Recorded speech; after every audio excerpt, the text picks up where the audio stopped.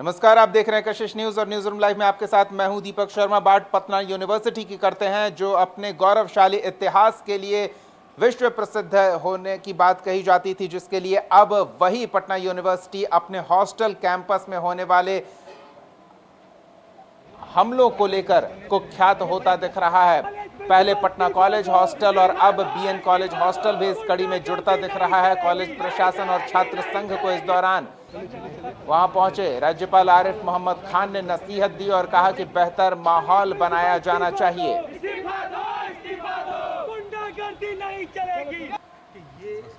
हमने मैं ये यूनियन की प्रेसिडेंट मौजूद है, मैं इनके सामने कह रहा हूँ ये कि यूनियन का जो उद्देश्य है वो उद्देश्य होता है, एक काम हमारे टीचर करते हैं क्लास में, हमें ज्ञान देने का काम करते हैं।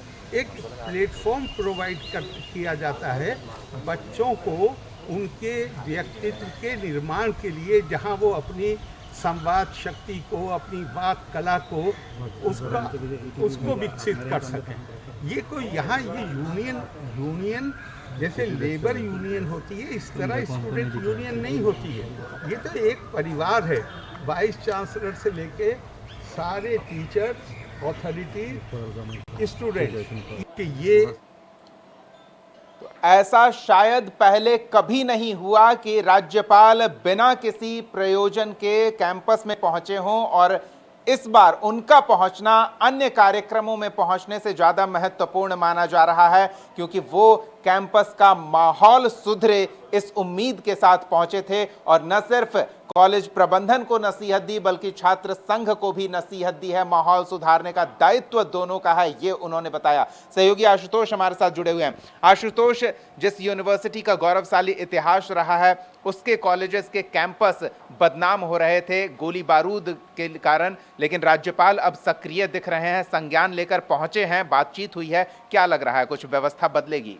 मुझे लगता है कि आरिफ मोहम्मद खान पहले ऐसे राज्यपाल होंगे जो इस मुद्दे के मसले पर किसी कॉलेज में गए होंगे या फिर पटना विश्वविद्यालय में गए होंगे। और पटना विश्वविद्यालय में मारपीट, गोली, बम की घटना कोई नई नहीं है। और मुझे हैरानी होती है ये जानकर कि आप हॉस्टल की बात करते हैं, आप हॉस्टल उठाकर देख लीजिए, वहाँ स्टूडेंट नहीं रहते हैं। और सबसे बड़ी बात ये होती है कि जब आवंटन रद्द कर दिया जाता है हॉस्टल का, तो फिर वही स्टूडेंट हंगामा करते हैं कि आप हॉस्टल का आवंटन कीजिए ताकि जो गरीब छात्र हैं उनको सहायता मिल सके। तो सवाल ये उठ रहा है कि आखिर ये सिस्टम, राज्यपाल ने ठीक ही कहा, आखिर ये जो डिसिप्लिन है वो कहाँ से आएगा? आप छात्रों को रहने के लिए हॉस्टल दे रहे हैं और वहाँ पर अराजक तत्वों की घुसपैठ हो जा रही है। आपने देखा होगा कि ये पहली कोई घटना नहीं है। इससे पहले भी एक बार एक और तस्वीर निकलकर सामने आई थी लॉ कॉलेज से, जहाँ पर किसी विवाद को लेकर के, पहले का विवाद था, चंदा विवाद था, और उसमें मारपीट में एक छात्र की हत्या कर दी गई। और ठीक कमोबेश वैसी ही परिस्थितियाँ बीएन कॉलेज में हुई।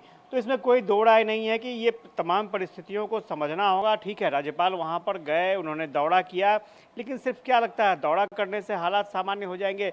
आप किसी भी हॉस्टल में चले जाइए, पटना यूनिवर्सिटी के हॉस्टल में सभी हॉस्टल जातियों के आधार पर बंट गए हैं, धर्म के आधार पर बंट गए हैं। तो भाई ऐसा अगर व्यवस्था अगर है तो इस व्यवस्था को ध्वस्त करने की ज़रूरत है। अगर आपको लगता है कि वाकई हॉस्टल जो है वो क्राइम का अड्डा बन चुका है, तो आप कुछ आमूल चूल परिवर्तन कीजिए ना। राज्यपाल के संज्ञान लेने के बाद अब कुछ संभावना दिख रही है कि सुधार होगा। धन्यवाद आशुतोष इस तमाम बातचीत और जानकारी के लिए। तो अब झारखंड का रुख कर लेते हैं।